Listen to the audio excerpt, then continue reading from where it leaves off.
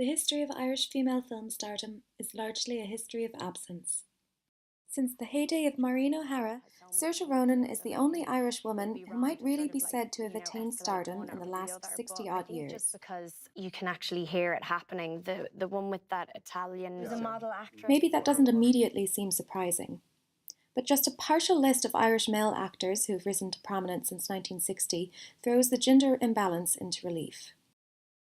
We've got Peter O'Toole, Gabriel Byrne, Pierce Brosnan, Liam Neeson, Colin Farrell, Cillian Murphy, Jonathan Rhys-Meyers, Michael Fassbender, and Jamie Dornan, just to name a few. Regardless of the nationality or ethnicity of the characters they play, these male stars' Irishness is generally emphasised in publicity materials. It's used to reaffirm their masculinity, their physicality, and their sexuality. Their Irishness complements their stardom. It helps sell it. Oh, Danny boy. Irishness doesn't seem so marketable in women.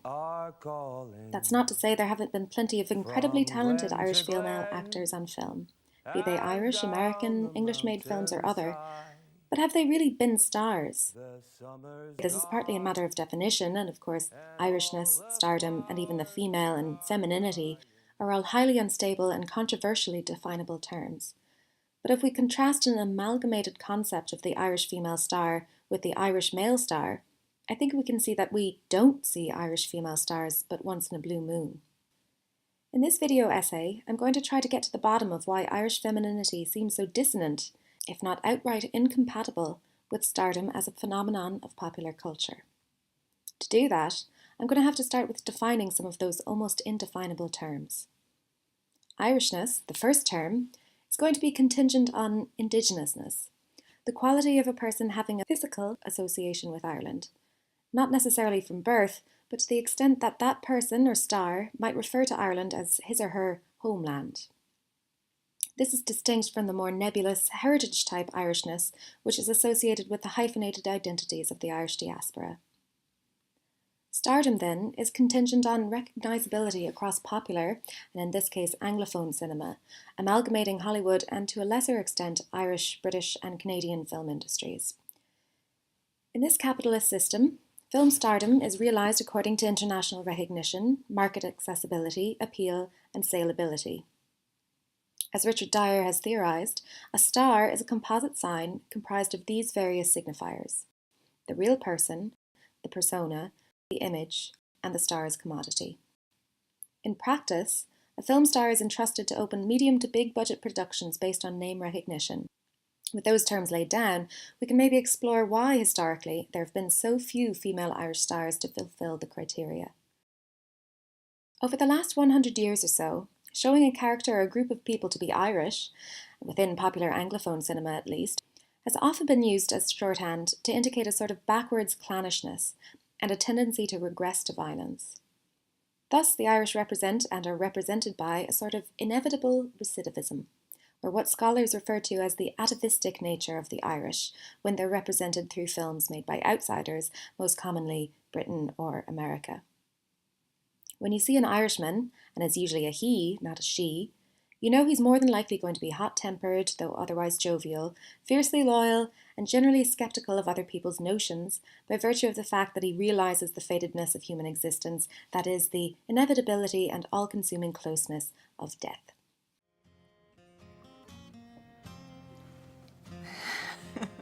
I'm waiting for you to make your move. Oh, so look, I don't know. If that thing moves, I'm gonna shoot it.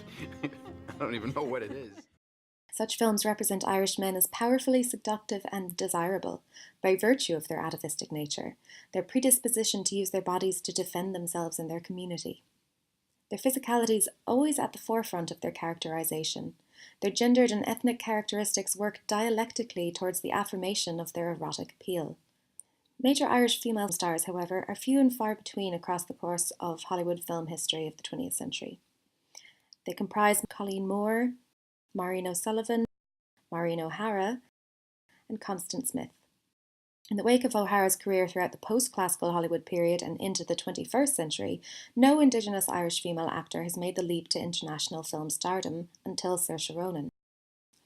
Ruth Barton has suggested that the Irish female actor-performer has been disadvantaged by a recent popular shift away from the idealisation of non-ethnic female whiteness towards the image of mixed race or off-white, to quote Diane Negra, or even non-white women such as Jennifer Lopez or Jessica Alba.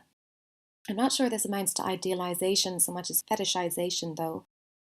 The most popular female film star of Anglophone cinema is Jennifer Lawrence.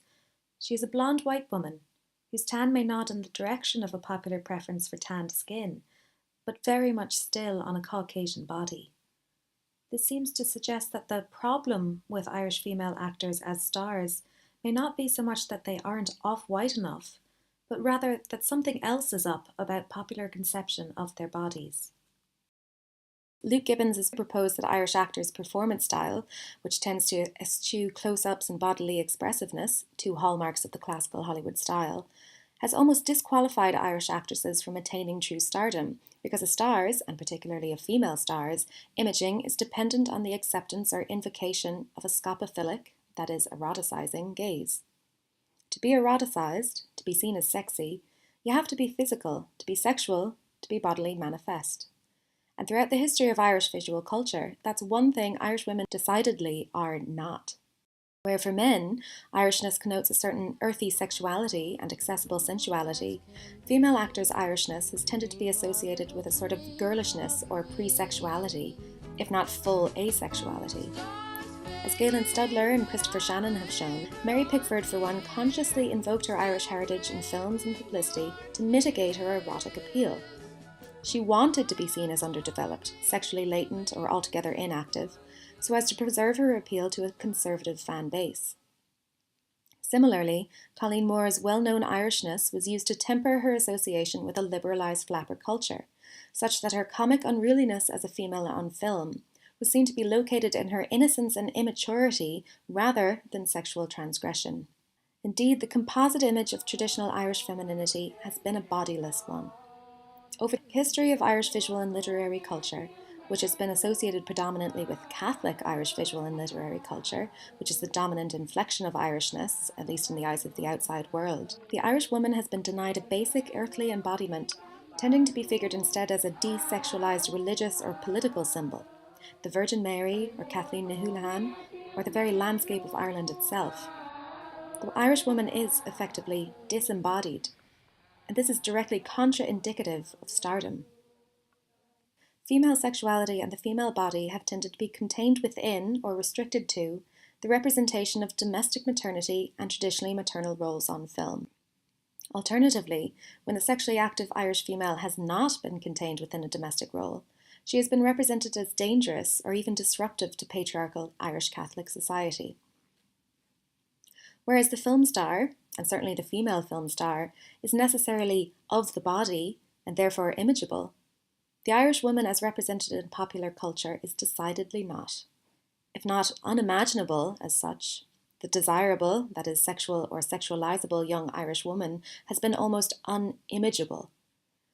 Irishness as cultural currency, or as a potential star attribute, has become effectively incompatible with femininity in popular media.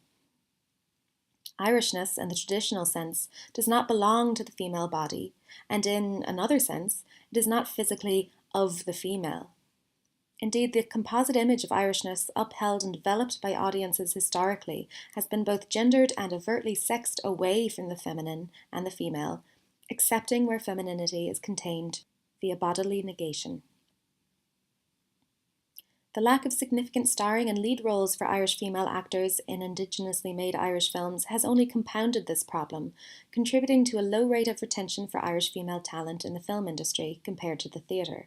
This is exacerbated by the proximity of Ireland to Britain. Young female actors frequently immigrate prior to establishing a strong national profile, and following that international recognition as Irish stars. Just listened to her constantly, her singing, and worked with a dialect coach for the accent. And the accent is really good because you're not from Derby Bay or Splot or anywhere near Cardiff. I'm Irish. So how did you get that? This pseudo-lack of female talent is perpetuated by the casting typically of non-Irish female stars in high-profile Irish roles. Thus, in terms of raw material data, There's little Irish female stardom to analyse. But I know what to say now. I have thought about you. And I like you. Despite the obvious fact that Irish womanhood exists, Irish cinema, like other media, has resisted being peopled with women. In the meantime, Irish male actors remain ubiquitous on screen and in the press, providing fertile ground for scholarly analyses of Irish masculinity on film, without a requisite gender balance. Critically, theoretically, and in praxis, Irishness has, to quote Diane Negra, correlated with depictions of male centrality and ancillary femininity. Thus, Irishness in contemporary popular cinema has remained largely the province of male actor stars into the 21st century, while Irish female stars and representations of Irish femininity have been underrepresented. Irishness, as an ethnic and cultural marker, is appreciable as a star attribute and thus commodifiable in a mass market, almost exclusively when it's gendered male. It's your fault he fell down the stairs. Don't let it take my baby. Doctor!